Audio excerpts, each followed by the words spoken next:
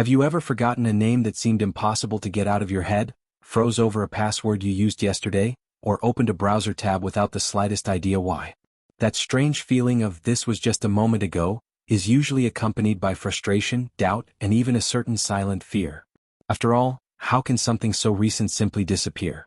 But what if I told you that this isn't distraction, lack of attention, or a sign that something is wrong with you?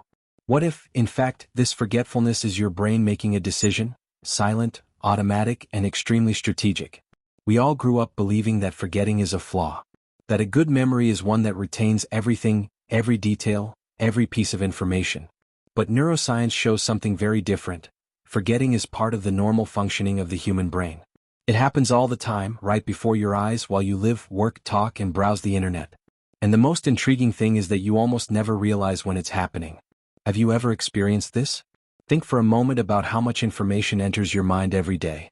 Names, faces, numbers, messages, images, sounds, appointments, worries, random thoughts. If the brain tried to store everything with the same weight, it would simply collapse. That's why human memory doesn't work like a hard drive or a digital file. It's selective, adaptive, and above all, dynamic. The brain constantly evaluates what deserves to be kept and what can be discarded. And often this choice happens without you even realizing it. Perhaps now you're wondering, but how does the brain decide what to erase? That's a powerful question because it completely changes how you view your own mind. Forgetting doesn't happen by chance. It's linked to relevance, repetition, emotion, and context.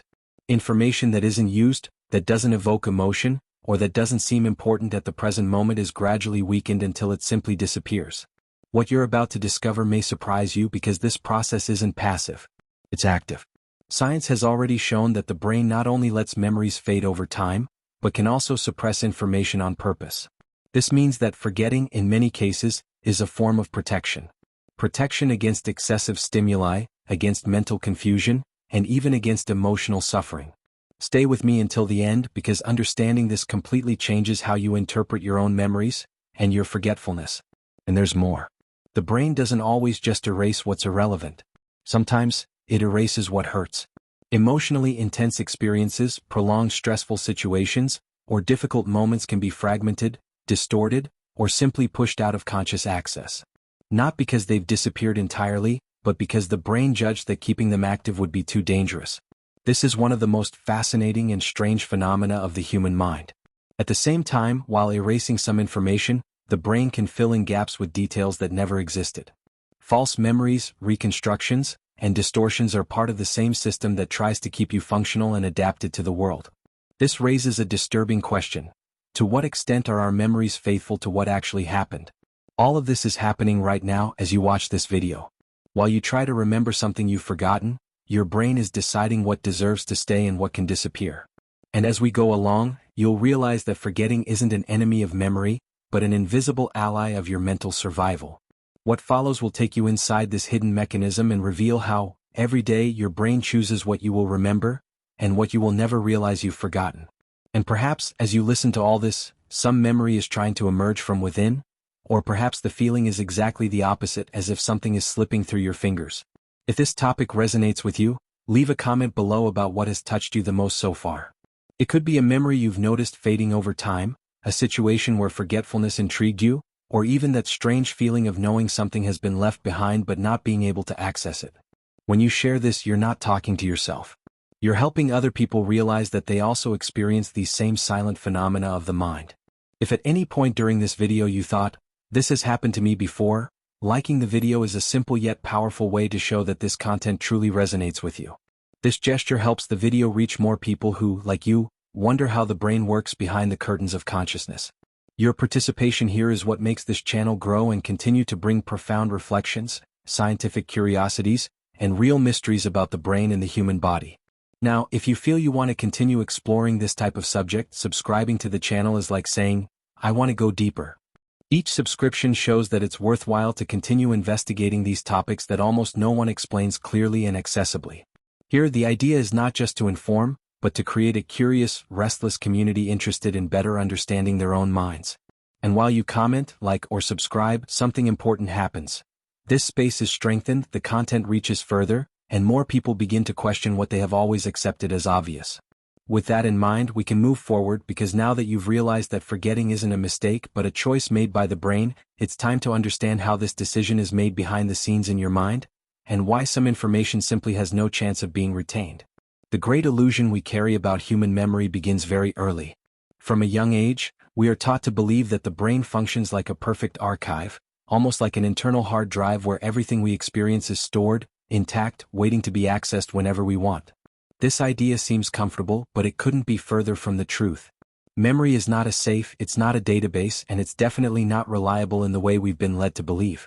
And perhaps the most disconcerting part of this truth is realizing that this is not a flaw in the system, but precisely what allows it to function. The human brain wasn't designed to store everything. It was shaped by millions of years of evolution to make quick decisions, interpret the world, react to threats, learn from experiences, and move forward. Storing every detail of everything that happens around us would be an unsustainable burden. Imagine trying to live carrying every conversation, face, sound, image, and thought with the same level of importance. There would be no clarity, no focus, no transformation.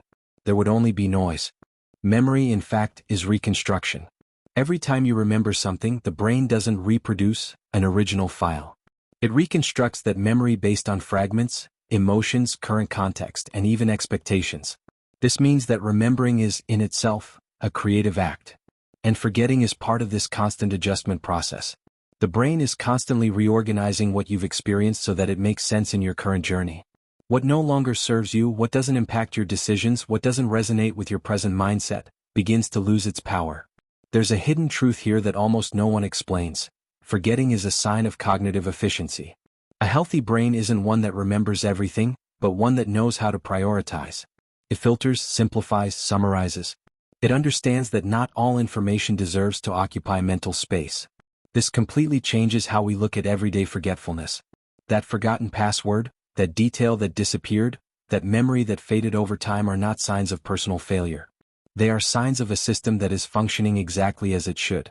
And this has a profound impact on how we judge ourselves. How many times have you blamed yourself for forgetting something simple? How many times have you associated forgetfulness with a lack of intelligence, attention, or ability? This self-criticism stems from the illusion of a perfect memory. When this illusion falls, something changes internally.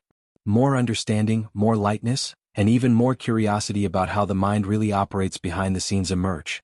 The brain works by conserving energy. It is always seeking the most efficient way to deal with reality. Maintaining memories requires energy, maintenance, and constant updating. When information ceases to be used, when it doesn't generate emotional impact or influence decisions, the brain begins to weaken the connections associated with it. Not all at once, but gradually, like a path that is no longer traveled until vegetation takes over. This doesn't happen because you are careless. It happens because your mind is adapting. There is also an emotional aspect to all of this. Memory is not neutral. It is profoundly influenced by what we feel. Intense emotions tend to strengthen memories, while neutral experiences dissolve more easily. But even emotional memories are not immune to time. They too can be reconfigured, softened, or even distorted so that the brain can move on. This reveals something powerful about our relationship with the past. It is not fixed. It is malleable, interpretable, and often rewritten. Now I want to delve even deeper into this subject because when we understand that memory is fallible by nature, we begin to see forgetting not as loss, but as part of a larger process of adaptation. A process that influences our mindset, our choices, and how we perceive who we are. The brain isn't trying to preserve the past exactly as it was. It's trying to ensure that you remain functional in the present. This realization changes everything. It changes how we deal with mistakes, regrets, and even old identities that no longer make sense. If memory were perfect, perhaps we would be too stuck on who we were, what went wrong, what cannot be changed. Forgetting, in this context, becomes a silent tool of liberation.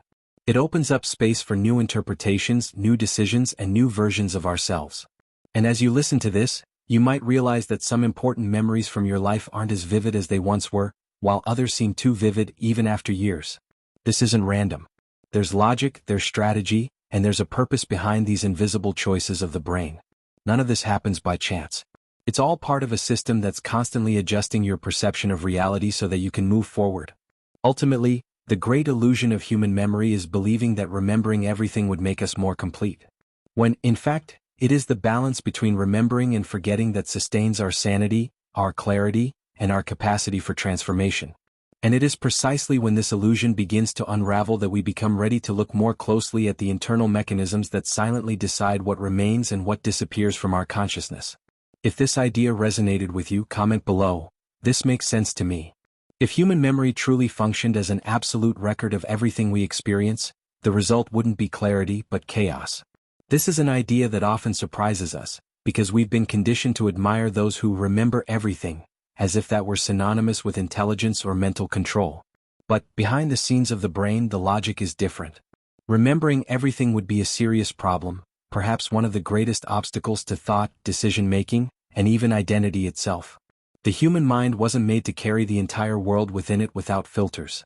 Imagine waking up every day with immediate access to every conversation you've ever had, every face you've ever seen, every news story you've read, every emotional detail of past experiences.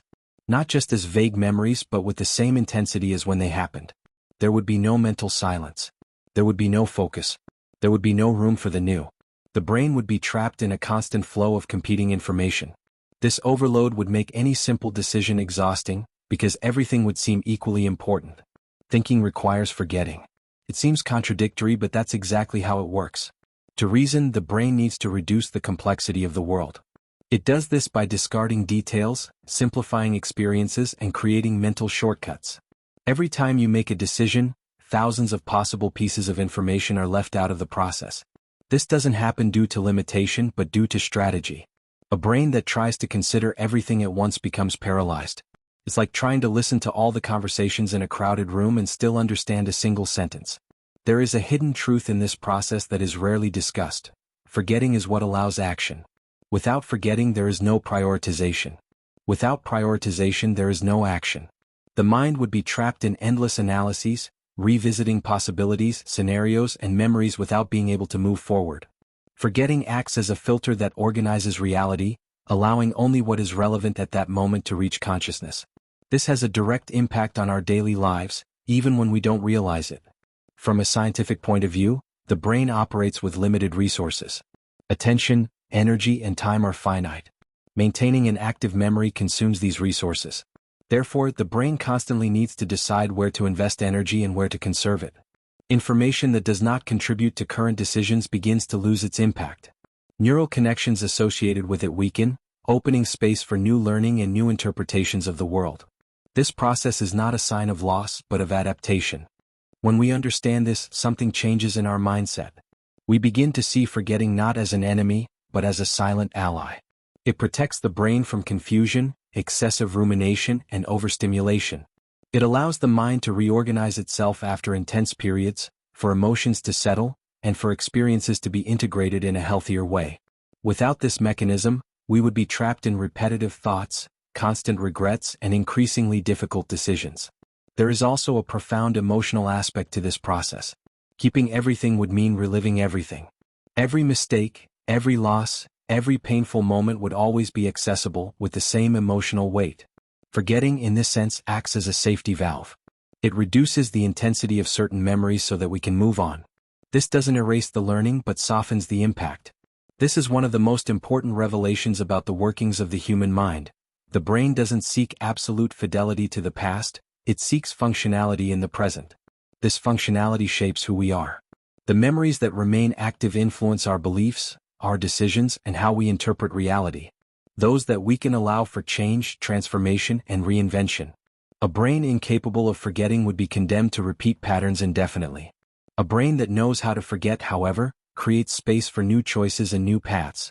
Forgetting, therefore, is not the absence of memory, but part of an intelligent internal management system. Now I want to delve even deeper into this subject because understanding that remembering everything would be a problem leads us to an even more unsettling question. How does the brain decide in practice what deserves to remain and what needs to disappear? This decision is neither random nor simple. It happens behind the scenes, involving automatic processes that operate outside our consciousness. And it is precisely at this point that we begin to realize that forgetting is not only functional but strategic, revealing much more about the workings of the mind than we ever imagined. If this reflection resonated with you, comment below. I'm on this journey too. There is an invisible filter operating in your mind at all times, even now as you follow this reflection. It makes no noise, asks no permission and rarely becomes conscious, but it is one of the most important systems in the human brain. This filter silently decides what stays and what goes. And when we understand how it works, we begin to see behind the scenes of something that has always seemed mysterious to us. Why some information sticks in our memory while other information simply disappears. The brain doesn't randomly delete information. It follows very clear criteria, even if you've never been told so. 3 factors guide this process all the time: repetition, relevance, and emotion. Everything that passes through these filters receives a kind of automatic evaluation. What doesn't pass begins to weaken. And this weakening isn't immediate. It's gradual, almost imperceptible, like a light that dims until it goes out completely. Repetition is the first major signal the brain observes. What you access frequently sends a clear message: this matters. The more often information is used, the stronger the neural connections associated with it become. That's why you easily remember the way home, words in your language, or daily habits. On the other hand, what isn't revisited begins to lose ground. Not through neglect but through economy. A rarely used pathway in the brain tends to be abandoned so that others can be strengthened. But repetition alone is not enough. Enter the second filter: relevance. The brain is constantly evaluating practical utility. It asks itself all the time, even without words, does this help with my decisions? Does this impact my survival? Does this contribute to my adaptation? Information that doesn't relate to your current reality is pushed to the background. Something that was important at one stage of your life may become irrelevant at another. And when that happens, the brain understands that it doesn't make sense to keep that information active. This process has a profound impact on our personal journey. Often we don't forget because we're inattentive, but because we change. Priorities change, challenges change, mindset changes. The brain keeps up with this transformation, adjusting what remains accessible. Forgetting, in this context, is almost a reflection of growth. It shows that you are no longer the same person you were before. The third filter is perhaps the most powerful of all: emotion. Emotions function as chemical markers of memory. When something generates an emotional impact, positive or negative, the brain understands that it deserves special attention. This is why memories linked to fear, intense joy, shame, or surprise tend to be more vivid. Emotion signals importance. Emotionally neutral experiences, even recent ones, are much more likely to disappear. Not because they are less real, but because they did not activate this internal alert system. When these 3 factors combine, repetition, relevance, and emotion, memory is strengthened. When they are absent, information begins to dissolve. And all this happens behind the scenes without you realizing it. The brain doesn't warn you that it's erasing something. It simply stops sustaining that information. The result is that strange feeling of knowing that something existed, but no longer being able to access it. Now I want to delve even deeper into this subject because understanding this invisible filter completely changes how we interpret our forgetfulness. It's not about a loss of ability, but about a highly selective system in action. A system that is constantly clearing away excess to maintain clarity. This explains why, in moments of mental overload, forgetfulness increases. The brain enters a mode of extreme prioritization, discarding everything that is not essential at that moment. This logic also reveals a hidden truth about our decisions. What we remember directly influences the choices we make. If the brain keeps certain memories active, it is, in a way, guiding our behavior.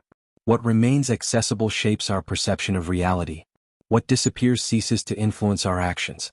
The memory filter not only organizes the past, it influences the future. There's something almost fascinating about this mechanism. While you believe you're forgetting for no reason, your brain is working intensely to keep you functional, focused, and able to act. It understands that carrying everything would be paralyzing. So it chooses. It cuts. It simplifies. And in this process, it builds an internal narrative that makes sense for the current moment in your life. Understanding this brings a new perspective on who we are. Our identity is not only made up of what we remember but also of what we forget. The invisible filter of memory actively participates in the construction of this identity, selecting which experiences continue to shape our way of thinking and which cease to have an impact. This is not a flaw. It's strategy. It's adaptation. It's biological intelligence in action. And the more we understand this system, the more we begin to realize that forgetting doesn't happen by chance. It follows rules, criteria, and a deep logic that operates outside of consciousness. But this filter doesn't act alone. It's part of an even more complex set of mechanisms that not only erase information but, in some cases, actively suppress memories with very specific objectives. If this part made you see memory in a different way, comment below. This opened my mind. There comes a point where forgetfulness ceases to be merely a consequence of time or lack of use and becomes a deliberate action of the brain. This is where we enter even more fascinating and, for many, uncomfortable territory. Because the idea that the brain simply loses memories is already difficult to accept. But understanding that it can erase information on purpose completely changes how we view the human mind. This doesn't happen by chance nor by error. It happens as part of a sophisticated mechanism of protection, efficiency, and adaptation. Active forgetting is a real process, studied by neuroscience, in which the brain intentionally reduces access to certain information. Instead of letting a memory weaken naturally over time, it interferes with this process. It diminishes neural connections, blocks access routes, and, in some cases, makes that memory virtually unreachable by consciousness. Not because it has been destroyed but because it has been silenced. This distinction is important. The brain doesn't throw away everything it erases. It archives in deep layers what it considers problematic, useless, or dangerous to current functioning. Research in cognitive neuroscience shows that specific circuits are involved in this process, especially in regions linked to executive control and emotional regulation. Simply put, the brain constantly evaluates whether information is helping or hindering. When a memory interferes with decision-making, generates excessive suffering, consumes too much mental energy, or threatens emotional stability, the system kicks in. Active forgetting emerges as a strategy to preserve efficiency. It's not weakness. It's biological intelligence. This reveals a hidden truth about the mind. It is not committed to the absolute fidelity of memory, but to the functionality of the individual. If remembering something compromises the ability to act, decide, or move forward, the brain tends to intervene.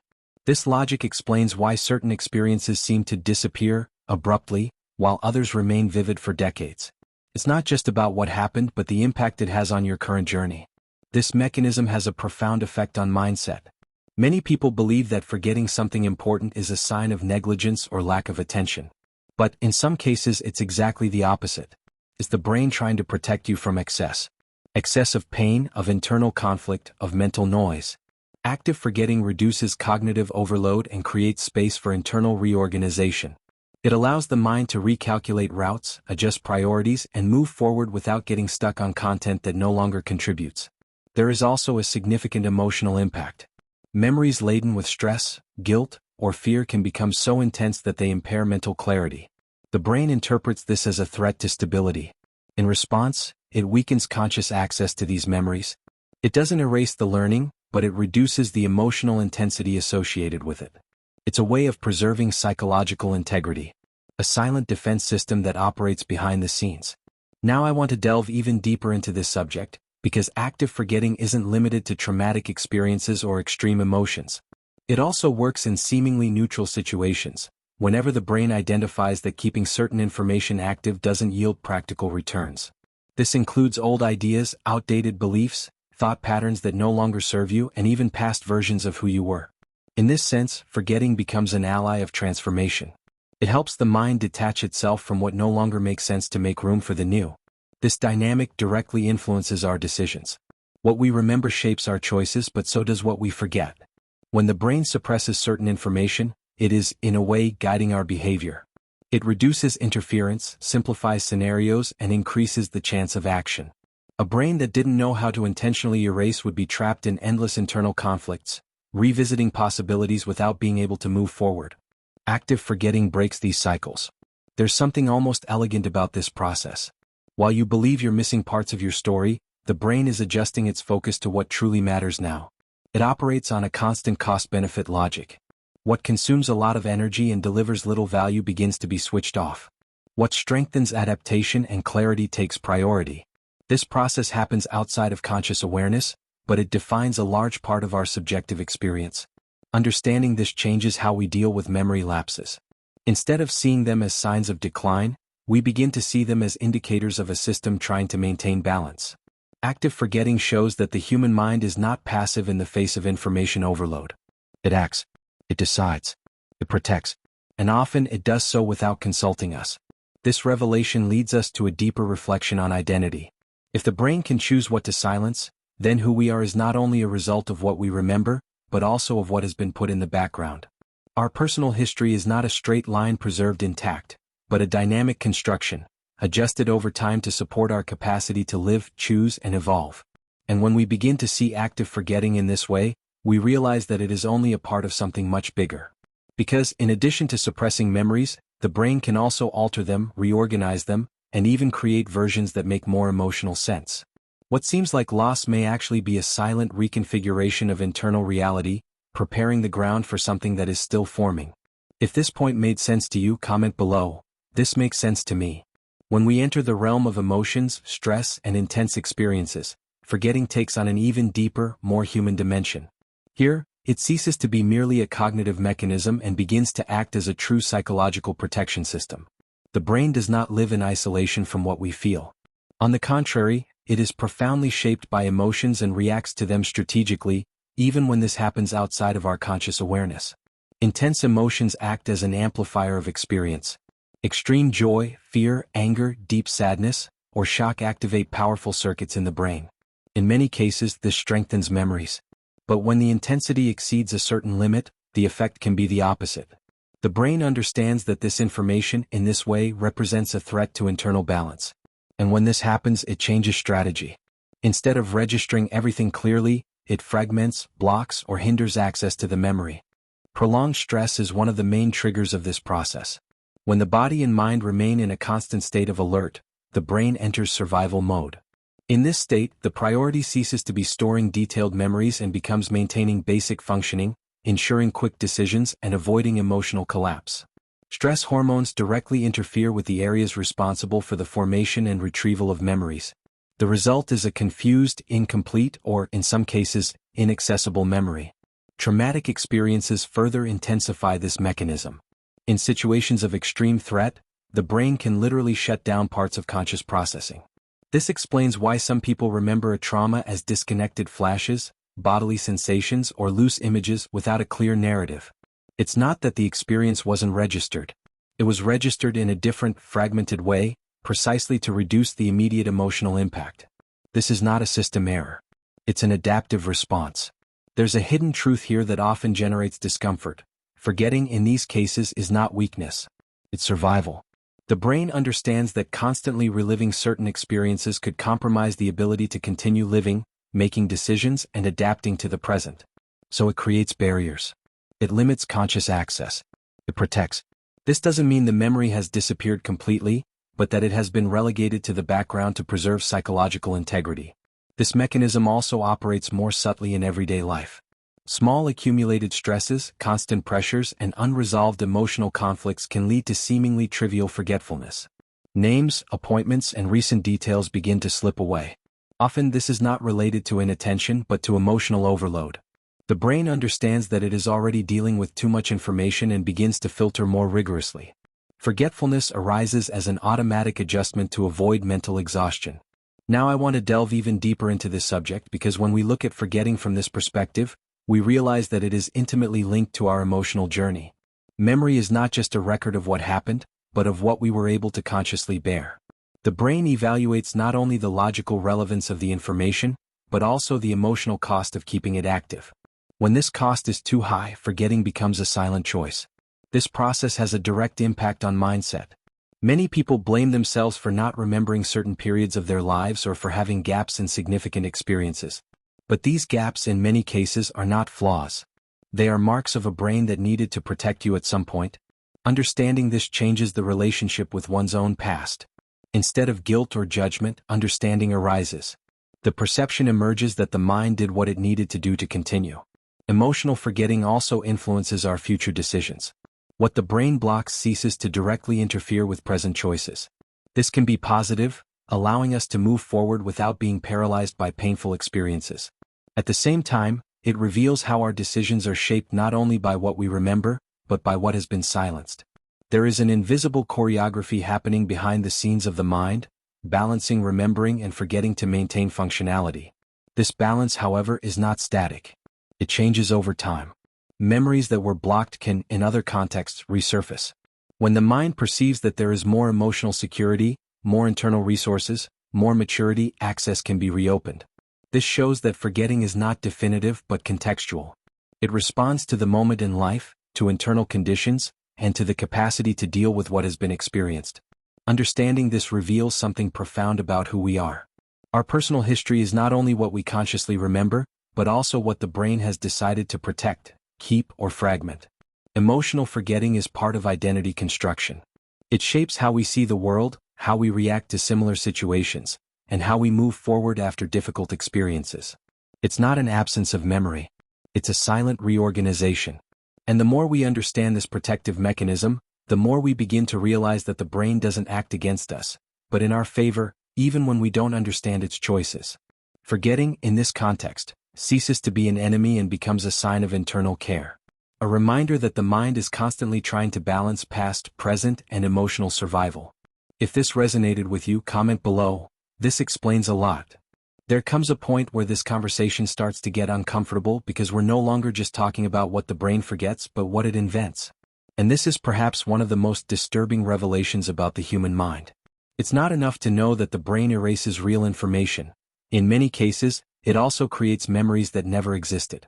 Not as a conscious lie, but as an automatic attempt to maintain coherence, continuity, and meaning in our life experience.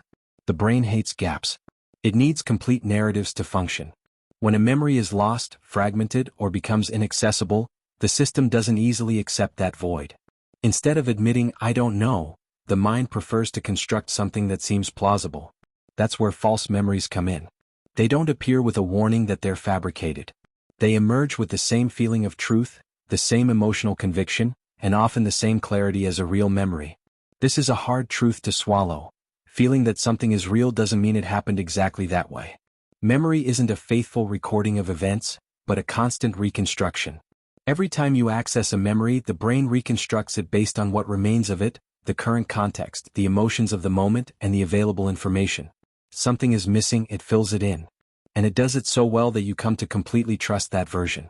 This mechanism has a clear function behind the scenes of the mind. It maintains the sense of continuity of identity. Imagine living while constantly perceiving flaws in your own personal history, broken memories, incomplete episodes. This would generate confusion, insecurity, and even emotional disorganization. To avoid this narrative collapse, the brain creates bridges. It connects points that may never have been linked before. It adjusts details, smooths contradictions, and when necessary fabricates entire elements so that the story makes sense. Now I want to delve even deeper into this subject because the impact of this goes far beyond memory. It directly affects how we perceive reality. If the brain is capable of creating false memories so naturally, what does that say about our trust in the past? How many decisions we make today are based on memories that aren't exactly true, but rather versions adjusted to fit our current mindset? Studies in psychology and neuroscience show that false memories can arise from suggestions, repetitions of stories, intense emotions, and even simple, poorly formulated questions. Over time, the brain begins to treat these constructs as if they were lived experiences.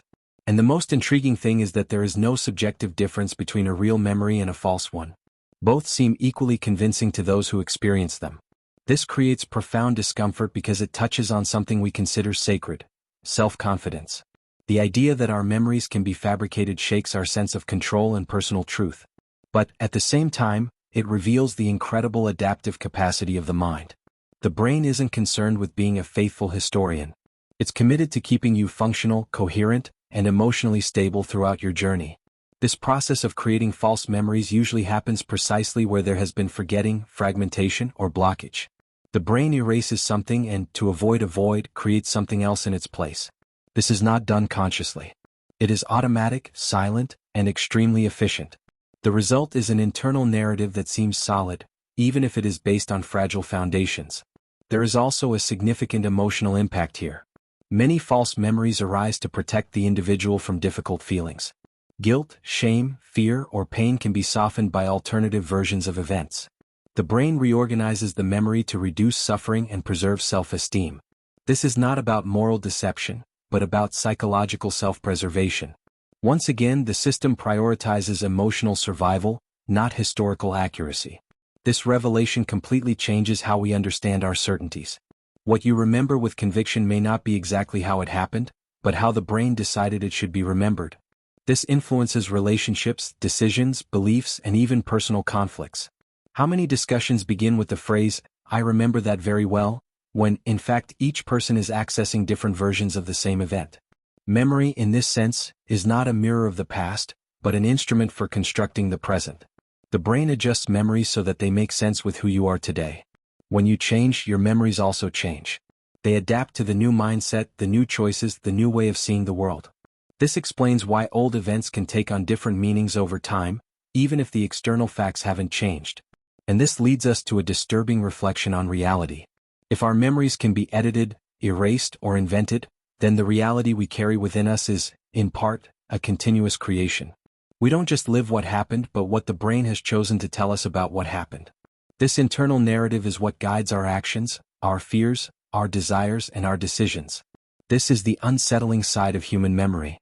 Not because it fails but because it's too creative. The brain doesn't accept emptiness. It prefers a plausible story to an uncomfortable silence. And while we believe we are accessing absolute truths from the past, we are often just navigating carefully constructed versions in the background of our minds. Understanding this does not weaken the human experience. On the contrary, it expands our awareness. It shows that memory is not a court of truth, but an adaptive mechanism.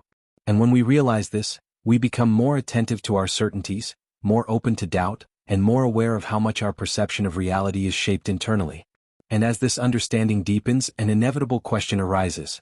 If the brain is capable of erasing, silencing, and even inventing memories to maintain balance, what else does it do without our knowledge to sustain this feeling of continuous reality?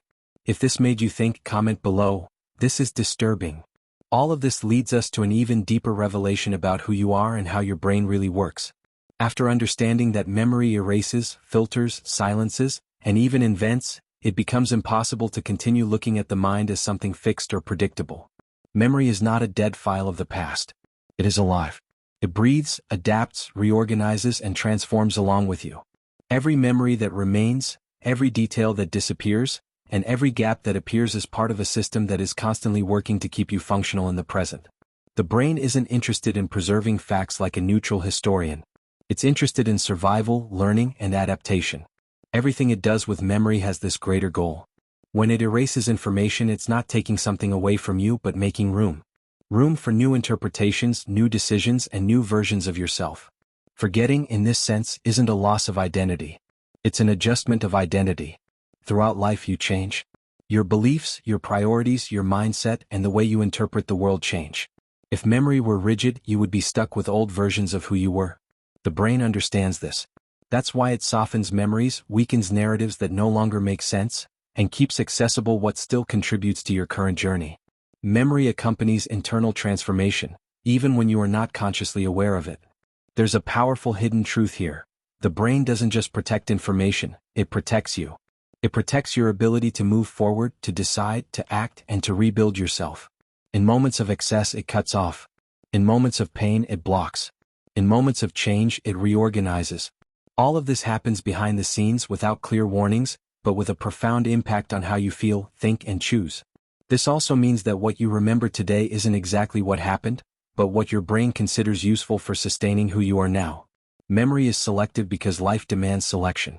You can't carry everything. You can't relive everything.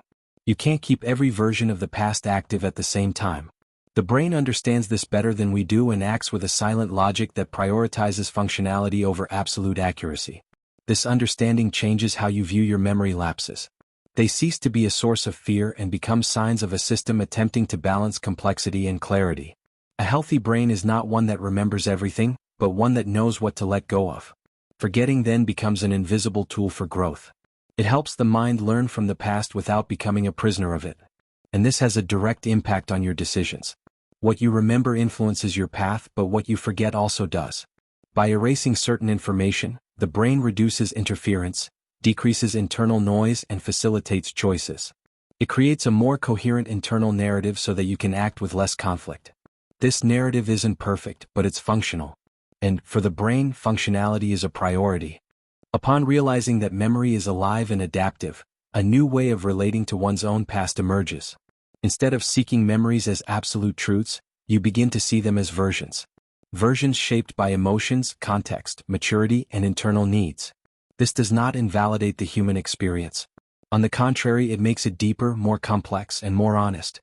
Now I want to delve even deeper into this subject because when you accept that memory is selective, an inevitable question about identity arises. If what you remember helps define who you are, and what you forget is also part of that equation, then who you are isn't entirely in the past, but is constantly being reconstructed in the present. The brain isn't trying to preserve who you were. It's trying to sustain who you need to be now. This is a mind-changing revelation. It removes the burden of perfection, of infallible memory, and of absolute fidelity to the past. It shows that forgetting is often an act of biological intelligence. A fine-tuning between learning and protection. A delicate balance between remembering enough to evolve and forgetting enough not to get stuck. When we look at all of this together, it becomes clear that forgetfulness is not a silent enemy, but an invisible ally. It actively participates in your journey, shaping perceptions, emotions, and choices.